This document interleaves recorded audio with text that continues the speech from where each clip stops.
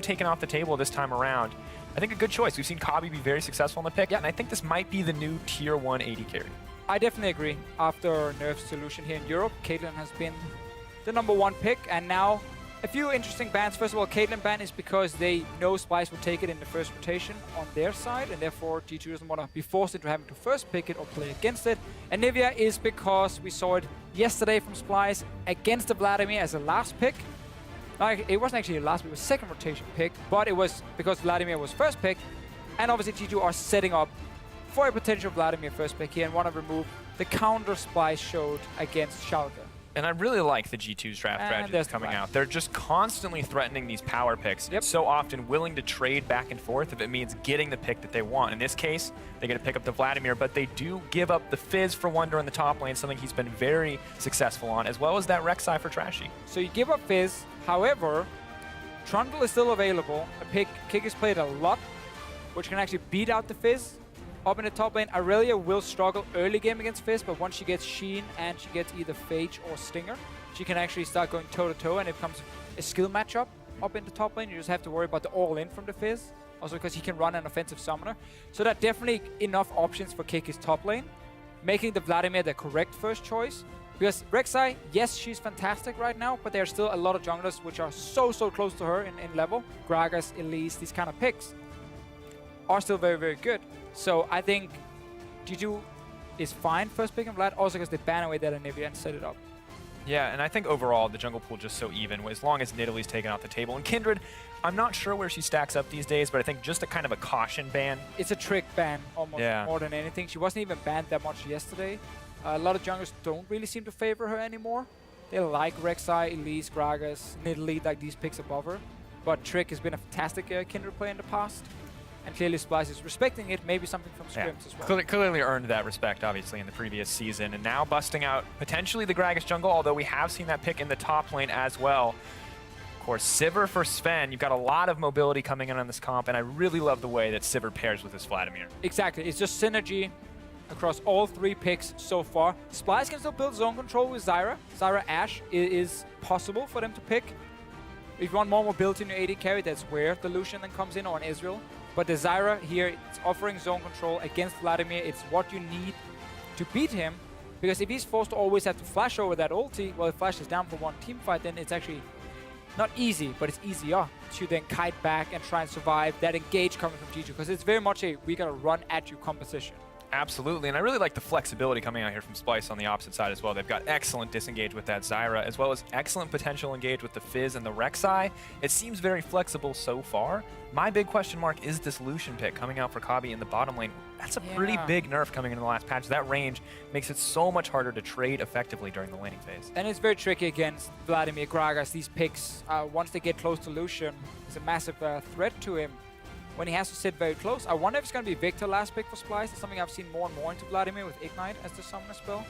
And you then play very aggressive in the laning phase against him. And then you have like Zyra ulti plus the Victor gravity field as like your zone control. And if you do manage to stun someone, or you manage to force them to like run at you and then take a detour around, you can get some pretty good damage down. I don't think Poppy is going to be the choice. It wouldn't make a whole lot of sense to me at least. But then Splyce could move the Fizz to mid lane. I think Victor, though, is a great choice. Absolutely, of course. Maybe a Poppy support. I'm not gonna get my heart set on anything quite yet. Dumble Doge isn't here. The meta is too explosive. Hey, a lot of people played it for a while, although it's true. The Doge is not here elsewhere in the world. But the Soraka locked in for mithy, as well as once again we're seeing this Irelia in the hands of Kikis. This is a really interesting shift for the team because so often Trick, aggressive junglers we talked about last game. Now, really Kikis showing up on this champion. Did fall behind a bit in lane, but Trick, used to feel like he just was always around Perkz. Now he's consistently in that top lane providing pressure. Especially also because we knew Wunder was trying to snowball that lane himself with the Illaoi pick. Really? This is the greatest series ever. I'm so happy about this. Interesting stuff. Mid lane. Splyce clearly have prepared quite a few counter picks to Vladimir when he gets locked in as a first pick. Because again, yesterday was the Anivia, something we've seen over in the LCK as well, especially from Faker. But just because Faker does it doesn't mean it is straight up counter pick. That's very true. Things Faker does should not be your standard for what you should pick in the mid lane. Here's the situation I want to talk about. This is the dream situation in my head. Zyra lays down Stranglethorns. We lay down the brand new Cassiopeia Miasma.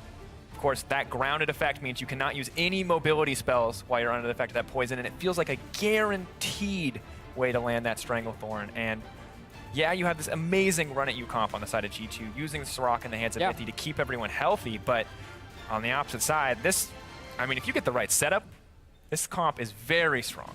Again, we're going towards the zone control option. Just poison everywhere. Stranglethorn coming in from Zyra as well. It can become difficult then for G2 to engage, but that's where the Gragas comes in and becomes like the big playmaker. Flash body slam against some of these targets like Zyra, like Lucian, like a Cassiopeia, obviously, who doesn't have any extra mobility, is so effective. So I'm looking at Trick in this game. If he can pull off the engages, I think there's a lot of ways for G2 then to win team fights. But if Splyce gets to kite back a little bit, set up these zones here, then suddenly it can become very scary. Of course, and if you think Trick can pull off those engages, you can tweet out hashtag G2win. If you think they can 2-0 this set, or if you think Splyce can bring it back and tie it up, tweet out hashtag SPYwin. Maybe the Cassio is going to be what it takes to move them forward in this game. You ready? I'm so ready. Game 1 was fantastic. So much action everywhere. And so even for so long as well. Splyce just keeping up, and I'm wondering how this game is going to unfold. But this is it, folks. Game 2, Splyce looking to tie this one up. G2 would be happy to have another 2-0 victory. There's a lot of questions we got to answer this time around, because Cassio, not a pick we've seen in a long time here in EU. A pick a lot of people consider weak, honestly. After the mage rework, a lot of the mages were better. Some of them were even a little bit too strong, like Vladimir, even like Victor. But Cassio was one of their mages that were kind of left behind. Obviously, the biggest nerf was the fact she no longer gets to buy boots, which is a key nerf against this Cassiopeia. But it's interesting, they really committed to making sure Cassio has no mobility. No mobility. Well, obviously, she does scale up with it, but the fact there are no boots for her does eventually balance out as we move into the late game, but could be a huge issue in this early game, especially against Perkz on Vladimir with this Ghost, and a champion who is more than happy to just run at you and force these trades. But what she lacks in mobility, she does make up for in just raw damage output. It's a machine gun. Again, if you get to sit there and deal damage, it's great. But in these fights here, you're constantly trying to run away from multiple members because Irelia is coming for you, Vladimir is coming, Proto-build is probably going to be built by Perkz to give him even more mobility. And then, of course, Trick is the man, as we said, we're looking at. Mithy going to stop here. Always interesting to see what Mithy picks as supports. He's been counter-picking quite a lot, and now he's just trying to be as annoying as possible. Stopping this Grump. He doesn't want to give Splyce a chance to rush a level 2 without losing some HP first. And also, obviously, Zven down in the lane trying to set up the first few minions. Get them low, then last hit them, and again, make sure Splyce can just instantly rush at you without losing something when they get level 2. And this is something that Krepo and I talked about when we watched H2K yesterday with this Zyra in the hands of Vanders. You see some trading in the mid lane here, is that she does offer a lot of damage. She offers great disengage. But what she has in damage, she loses out in tankiness. Very vulnerable AD carry. And you can see the trade going down here. Heal coming out from Kobbe. Mikyx just does not have any tools to trade right now. Well, level 1 for him. Wants to get level 2, obviously. Very early, but we talked about this, how mithy were trying to delay the Grump as much as possible. Zven was setting up the wave. But as you said, with Zyra here, yes, she's not a tank by any means. Another thing she doesn't offer is hard engage, which is something we don't see from a lot of supports right now. So mithy here, very often late picking his supports, trying to tailor around what the enemy bot lane is, what the enemy team composition is. Like we saw the Tahm Kench last pick twice. It was last game, and then also last week we saw it, where it's against like a pick composition or composition with a lot of single target CC. He then last picks the Tahm Kench. It's very smart because it can really counter enemy team comps, because support has so many options.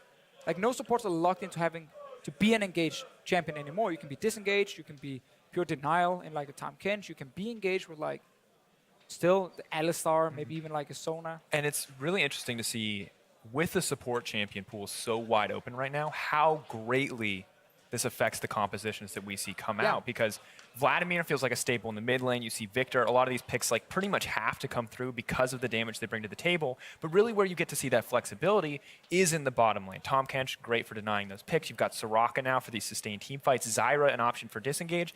And it's just so vastly different in terms of what they bring to the table. Yeah, and the reason this Soraka also can be picked by G2 in this game is because they see like Zyra is there. Okay, so there's not going to be any hard engage from support. It's going to be like a poke lane. Like Zyra is fantastic at poking. But obviously then Soraka counters it by having so much sustain in the laning phase, because Zyra can really all in, unless you manage to land like a max range E, which is almost impossible at pro level to set that up properly. The good old days when that had a 200 to 300 more projectile speed. Good old days, indeed. And when players were bad and you could just time it with them walking up to last hit a minion, you would just put a flower straight at them and then E on them and you would have your fight. But no longer, it doesn't happen anymore. Players are much better now, as you said, some changes.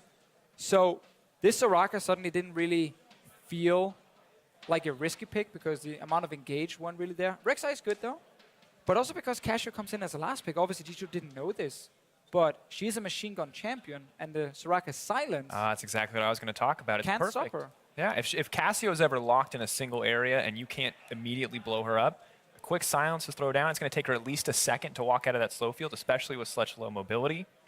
And it's very interesting to see how these team fights unfold because there's a lot of counterplay opportunities on both sides, and I don't feel like it's last game where we're waiting for one composition to come be perfect. Like, we're not waiting for someone to scale up or have an amazing team fight opportunity like the Caitlyn. This time around, it feels much more even in multiple stages of the game. And this is why I like this top lane change as well with the meta, where it's, again, these champions, where it's actually worth it to gank the lane.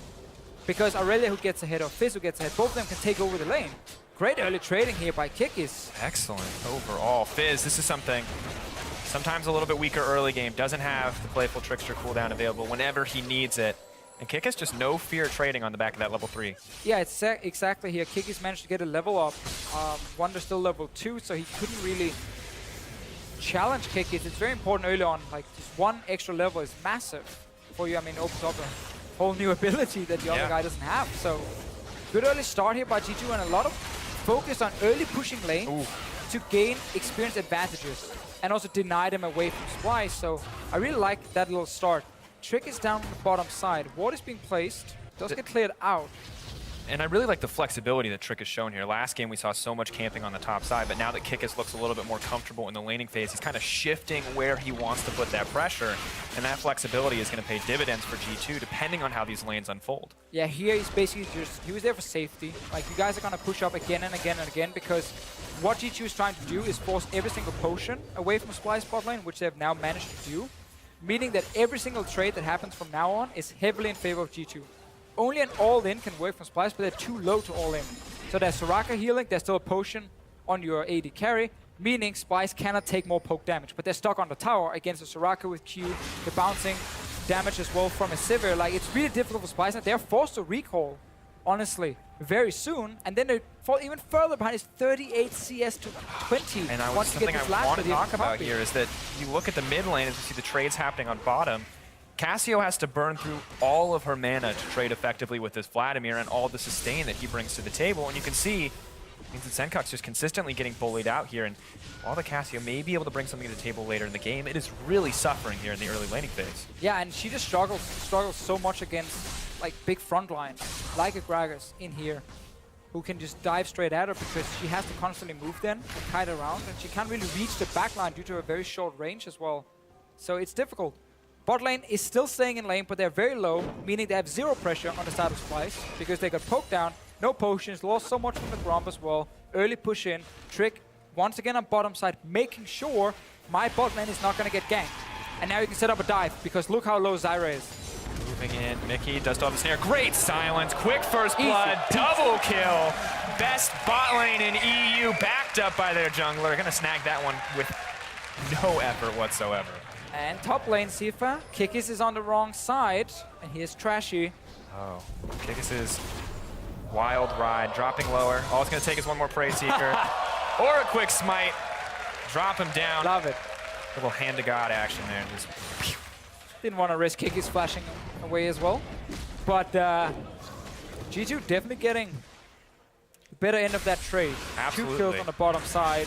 Great start for them, and now on your first back, you get a BF sword. And look, the thing that I want to point out here is not only do they get these kills, but look at the massive differential in farm. You pointed out mid lane, 58 to 36 now. Looking at the bot lane, 58 to 26. Yeah. Kobbe, 30 CS differential. This is 6 minutes into the game. I actually pointed out the bot lane, but because mid lane was the same, then obviously it fit for both of them. They were just so far ahead.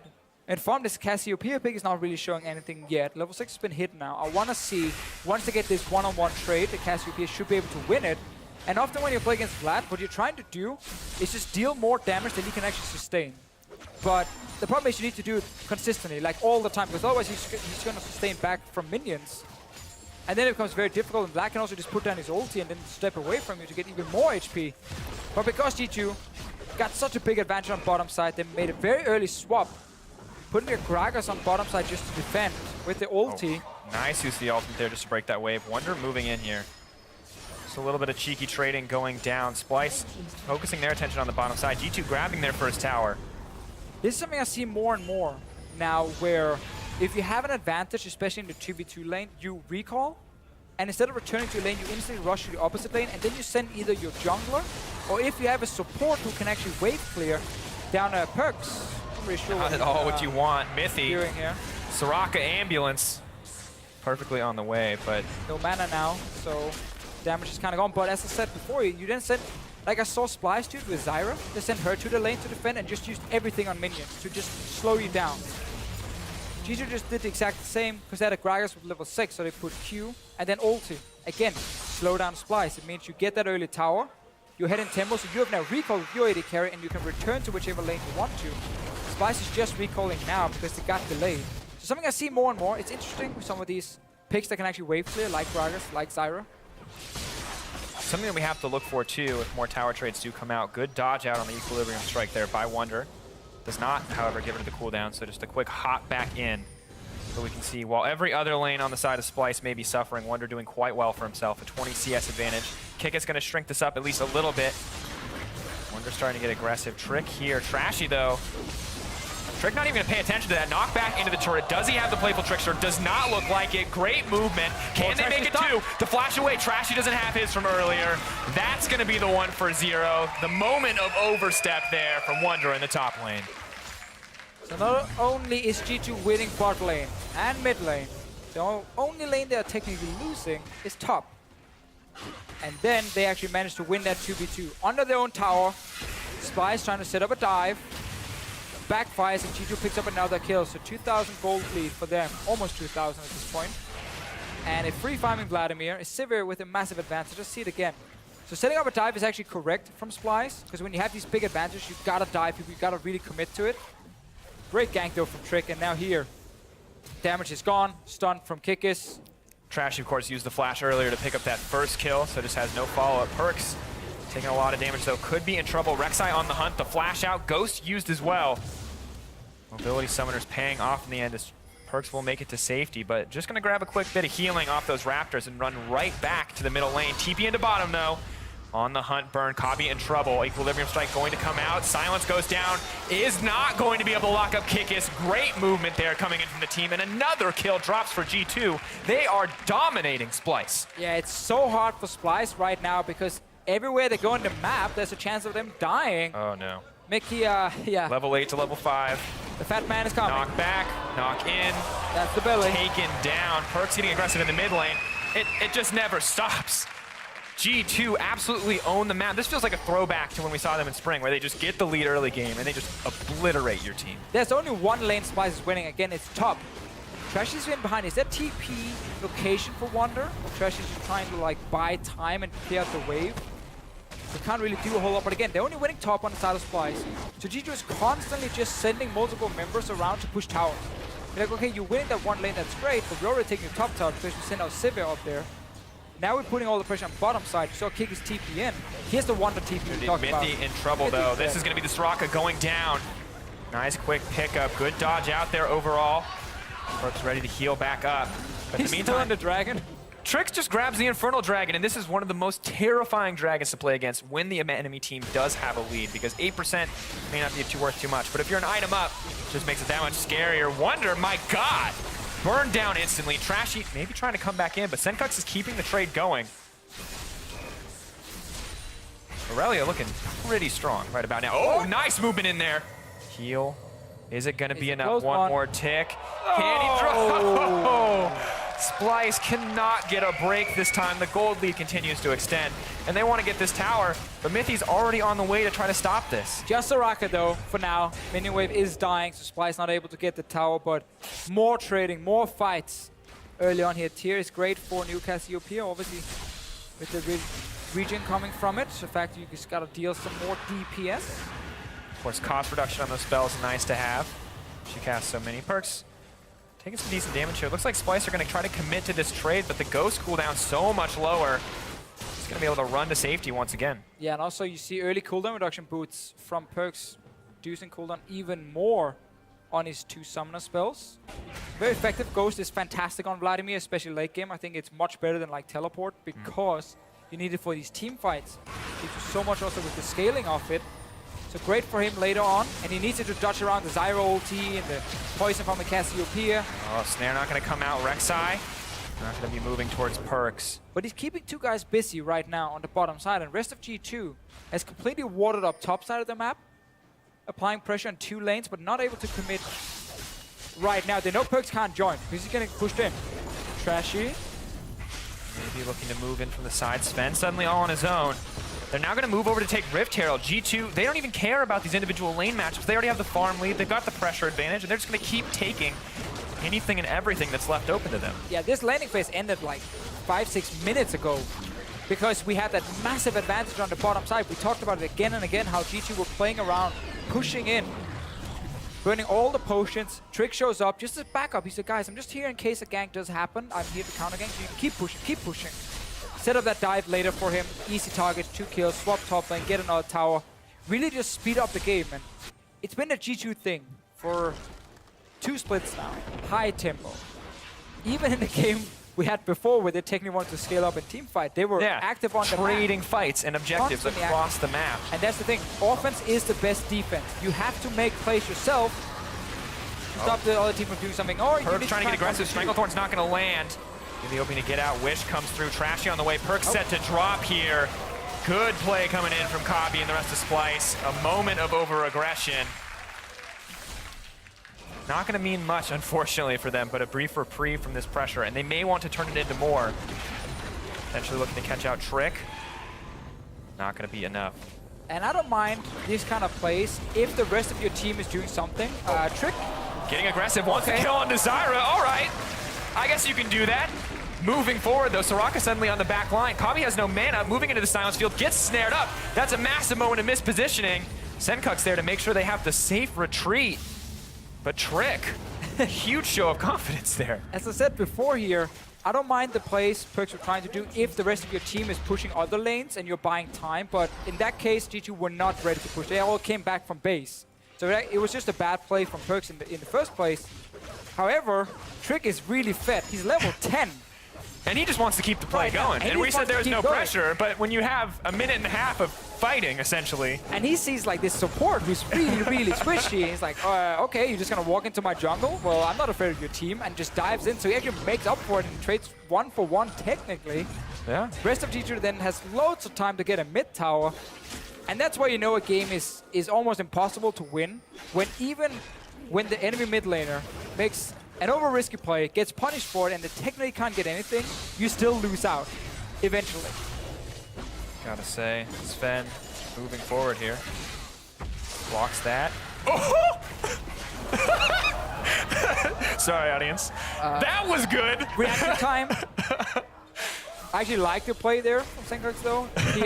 He got the spell shield away, and he's like, okay, this is my time. And then, instant. I don't care if that play did not get them anything. If I was Sencux, I would be so upset. Excellent little moment of individual outplay there from Zven. And we were talking earlier about the Zyra, and I feel like yesterday we talked about how squishy and vulnerable she could be, and no one really was able to capitalize on that. But today, Splyce are doing a very good job of punishing this pick. I mean, we talked about Trick in the champ select, how we're like, Trick, you know what? This is your game. If you're fantastic on this Gragas, if you can body slam, flash, start fights, you can get onto these squishy targets in the back line, and you will win the fights. And he's also winning 1v3 fights, but that's a different kind of story. He's playing well. Kikis with the Rift Hell buff finds Wunder. Moving in, of course, going to be pretty easy for him to pick this one up. Rek'Sai coming down, but it's going to be too little too late. Tries to make it out. Flash comes through. The Ignite not enough to stop Kikis' onslaught, and really just getting that much harder. Perkz wants his turn, though, for the 1v1 outplay. He's running on a Sencux, knows there's no ult available, and that's going to be easy to burn down. Ignite's simply not enough. Trick tried to help. He wants the assist. Maybe he wants the kill even for himself. Tanking the tower as they move in. And there's, unfortunately for Splyce, this game just is not getting any easier. And G2 are putting on a clinic in how to dominate a team. Splyce getting back what they can in these exchanges, but hope running out for the young lineup. 2 winning lanes, and then the 1 lane Splyce did win.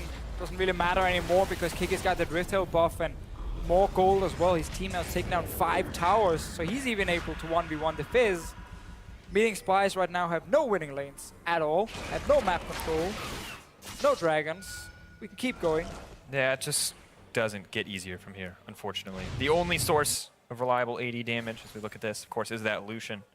And this was the winning lane, technically, for Splyce earlier, but now with all these small things for Kikis, I love he's able to win. The footwork from Kikis here is really nice. Dashing to that caster creep because he knows he can one-shot it to reset the dash. Of course, has to use the flash in the end, but doing a really good job. And unfortunately, that's one of the downsides about those point-and-click CCs for Fizz is that the Playful Trickster just does not stop it. You're going to get that cooldown back. And then technically the 1v1, but there was no ulti because it was used before. Yeah. Then Trick trying to help, gets another dragon as well. Spends a lot of time in this pit, solo taking the dragon. Yeah, last time it took him about a minute, I think, to actually kill the dragon, but the rest of the team were just fighting in mid lane and getting kills as well. So, so I guess why not? Yeah. Things going very well for G2 this time around. Good to see that after a very... I like that statement. It's going very well. Yeah, you know, 6,000 gold lead, 18 minutes in, 2 dragons, 5 towers. Well, and I like the way that they've been able to shift their style here as they pick up that Ocean Drake as well. Like Perkz, he's just going to be able to walk away here. Cassio, though, getting a little aggressive. Wunder maybe looking to make this play happen. Pool's already been burned. Soraka, how much healing does she have? Nice sidestep. Perkz using the Ghost, trying to make it to safety. Mithy healing up what he can, but the Soraka just making sure the Vladimir will not drop. So Trashy suddenly in trouble. Mithy on the sides, though, will get burned down. Good pickup from Splyce. But Zven is on the top side pushing already. G2 didn't want to fight here. That's why they just tried to disengage because Zven wasn't there. Kikis as well. Coming from the bottom side. Splyce only gets 1 kill. But at this point, 1 kill is basically all you can hope for. Oh, Mikyx so squishy. Almost burned down immediately. Zven, of course, does have to burn that ultimate on the top side to make it to safety. While G2 may have given up that kill, they still have that massive gold lead in their favor. And if you are G2 at this point, your focus is taking down towers, really not getting more kills because you have a big enough advantage. You just want to make sure the enemy team has no towers left other than their base, and then you can just take an early Baron once it spawns, or set up a fight around it and force them to come and fight you. So them trading 1 kill for 50% damage on this top tower technically is worth it. But if you are Splyce, it's small victories now. It's the very, very small things like, can we get a few extra waves? Can we maybe pick up a kill without losing an objective straight up? Slowly, you might be able to claw your way back, but it is so difficult at this point, and as long as G2 can play around this Baron properly, Splyce should never have a chance to really get to late game. Not that I think the late game is that much better for Splyce either. I actually think G2 has a fantastic late game. The thing that I really want to look at, though, is that the one good piece of news for Splyce is that it's not double Mountain Drake this time around, because if G2 had that, there'd be no question that they could burn down the Baron instantly. So at least they can feel comfortable that they should be able to contest these Barons, because it's still going to take a long time for G2 to burn through them, especially at the 20-minute mark. Towers, unfortunately, a different story, as Trashy has to flash out there. The fight now happening. Wunder looks to go deep here. Zven very low mana. Jump up, jump down, but Zven is still alive. The shutdown comes in for Kobbe. The fight continues. Here comes Perkz, though. Maybe looking to play on the back line. Kikis taking a lot of damage on the front. Perkz not sure where he wants to go. G2 have to be careful here. The turn comes out. Wunder now getting aggressive, moving forward. Mithy healing up who he can. Witch comes out. Perkz on the backside, but he is all alone. The pentakill right there in front of him. Maybe he wants it. Heal comes out to take Trashy to safety. Perkz ready for the setup. So much damage. Mikyx trying to disengage. He's going to get burned down. Kikis keeping the train rolling. Perkz moving in. That's the shutdown. The double. He wants to make it 3, and it's going to be Perkz with the triple kill. The extended team fight for G2. I mean, Perkz could see that. We're like, oh man, they're so low. They're all 5 running together, but there was no flash for him. Sadly, he couldn't get in the mix of all the Splyce members. Instead, he gets a triple kill. I think he'll take it.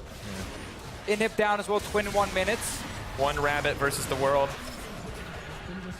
It's a fake rabbit. No.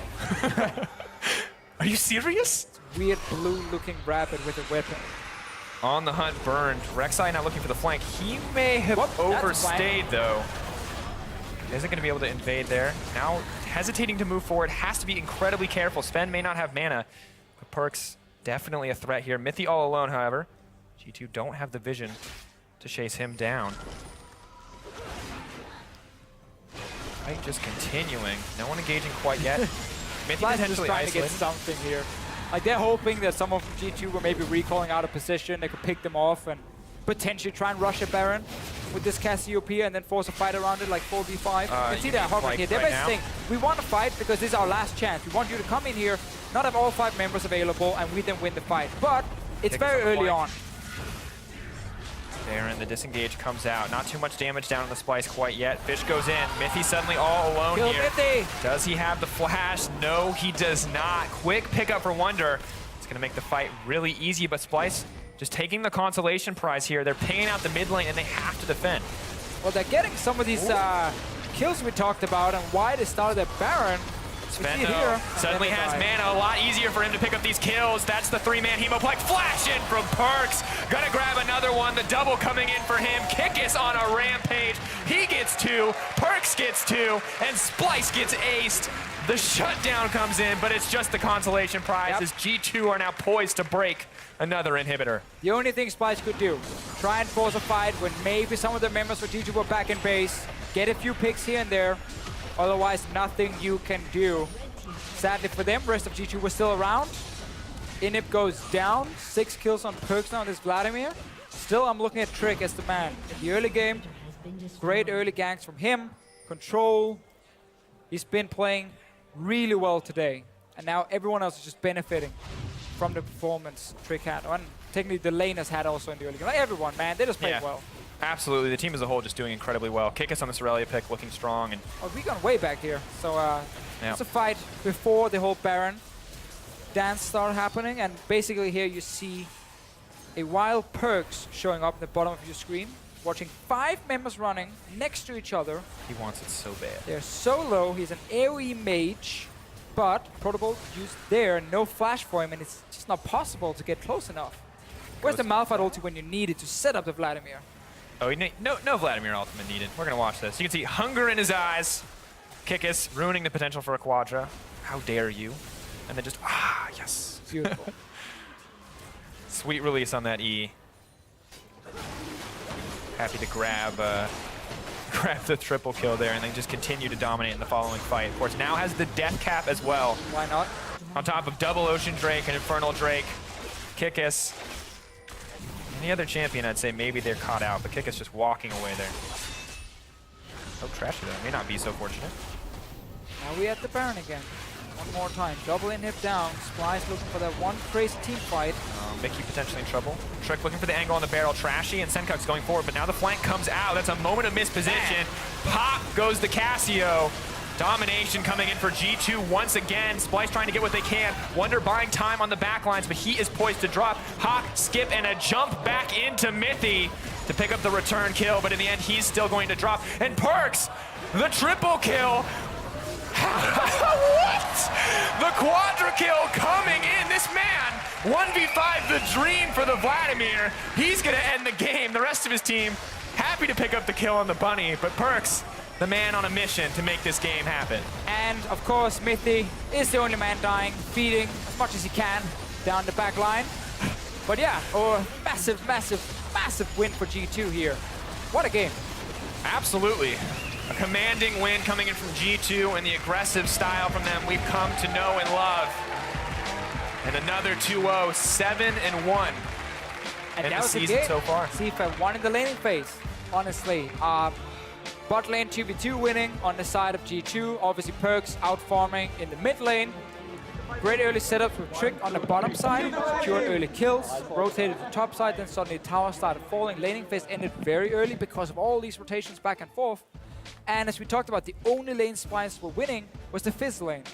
But even then, what can you do if the rest of your map is losing? Absolutely, you just cannot afford to drop that much in the laning phase. I respect Splyce for going for these aggressive new meta picks, taking these risks and picks and bans. But at the end of the day, it really did not work out for them. And Cassio getting shut down so hard in lane. That was an odd one. The nerfed Lucian as well. Yeah, like Cassio pick in there. We talked about how a lot of players feel she's the weakest of like the reworked mages, or one of the weakest of them. Didn't really have any impact in the game. Lost the laning phase. Very hard to play in team fights, as we talked about multiple times. We didn't even get really to a fair team fight because it was a massive goal lead for G2 already before fights even started. I don't think those end game fights can really be a sign of nothing superior coordination at anything. Or it was the goal is simply too greatly in favor of G2. But I mean, they earned that advantage in the early game. Splyce, of course, showing that when they do go even in lanes that they can keep up with the best teams, but really going to have to adjust those laning phase. The nerf Lucian not bringing enough to the table. Trying out the new Zyra, but G2 looked completely ready to play around it. Maybe they've seen it in the scrims before, but for sure, capitalizing on the vulnerabilities of that champion left and right. Yeah, again, great game from G2. Last game as well, very close but clear win conditions for both teams, where while Splyce had some good moves, it still felt like G2 were in control almost all the time. Then we got to late game in that game, and they got the Baron, and the game was over. This one here was basically, as we said, just one in the laning phase. So great performance, and great to see them bounce back. We're seeing a team when they play with Kikis up in the top lane, undefeated so far with him. And it seems like there's a lot more control about what's happening, where we're sending Kikis on the map, you know, when does he TP, when does he actually rotate, compared to Expect, which is something we shouldn't be surprised about because he's new on this team and player, roster. Of course. And I think really interesting to see how Kikis has grown as a top laner overall because he's been very strong. But, I mean, for more on that game, let's send it down to Pyrotechnics, who is standing by with the man himself, Kikis. Thank you very much, Steve. A great cast on the day, guys, and a great series on the day. Fantastic Kikis. Let me talk to you about your pick choices the last couple of games, because Irelia, it's been everywhere. Why do you guys favor this champion so much? To be honest, I just think that she's really strong, and it's my comfort champion. Like, ever since, like, I played top lane in like season 2 and season 3, and I was like one trick Irelia opponent in season 2, so it was always my one of the favorite champions. And I just feel really comfortable in her. And now that she actually like fits into the meta after all of the changes, Triforce changes, the nerfs of every top laner, I think she's really strong. And if you can play her correctly in teamfights, she's really useful in teamfights as well, whereas before people thought she's pretty useless in teamfights. We're definitely seeing a lot of that. You diving into the backline and making a real big name for yourself. Some fantastic performances. Other champion choices people are starting to bring out, things like the Alawi. Of course, we also saw mid lane changes galore. Vladimir coming up big for you guys this time around. On the 6.11 patch, it seems like so much is crazy. How do you come up with what looks like the optimal strategy almost every time? Excuse me. The new patch brought a lot of changes to like actually every lane, like Lucian got nerfed, and then mid lane is whole new picks, top lane is new picks as well. So it's just about looking at the patch notes, figuring out what is the best and what fits us. Like I can't really say like what we do is the best, but we just seem to perform at it, and maybe we are the best at it, but it doesn't have to be the only way of playing right now. So we are just suiting the meta to ourselves right now, and if we see that something else is better, then we're gonna suit that to us as well. Well, you certainly seem to have adapted to it quite quickly. I do want to talk to you guys a little bit about maybe some of the performance that you've had. It's been incredible overall, even though you haven't had a completely perfect series, perfect record so far. You've had a couple of moments where you've seen maybe Perkz or Trick going a little bit over aggressive at times. It's the same problem people criticized you guys in the spring split. How are you guys working on those little problems, closing the small holes to make you undisputed the best team so far? I think even compared to last split, we are playing a lot more control and less aggressive, like more like smart calculation aggression than just like going blindly all in and hoping for the best and like ulting enemies with our like mechanical skill. And right now, like we are actually like working. It's not only thinking; it's working and implementing. Just like playing better macro and going for objectives. Even this game, like there were situations where we could go and chase for more kills, but everyone was like, "Stop chasing, just back off, take one turret, recall, like play it safe." So we can actually implement that when it comes to really important games, and like going forward, we not gonna like crumble under pressure and turn off our brains again and go for kills, you know.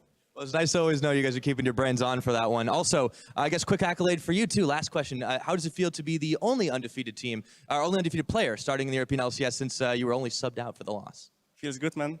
There we go. All right, we're gonna send it back to the analyst desk to break down another G2 victory. Thank you very much. Very interesting.